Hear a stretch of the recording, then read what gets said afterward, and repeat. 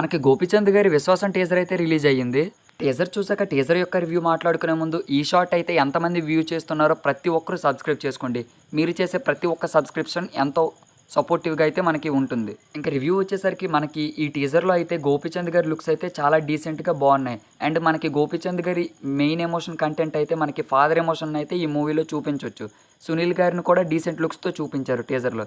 Mainly మనకి 'శ్రీను వైట్ల' గారు director అయితే ఎక్కువ మంది కమెడియన్ ఆర్టిస్టులను అయితే వాడారు.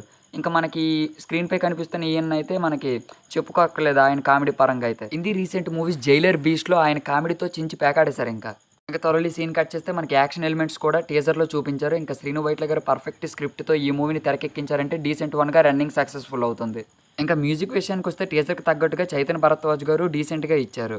మనకి వెన్నెల కిషోర్ గారి పోర్షన్ అయితే ట్రైన్ సీన్‌లో ఎక్కువగా చూపించారు. ఇంకా ఈ మూవీ అయితే అక్టోబర్ 11న రిలీజ్ అవుతుంది. ఈ మూవీ తాలూకా ఫుల్ రివ్యూ కావాలంటే ఛానల్ చెక్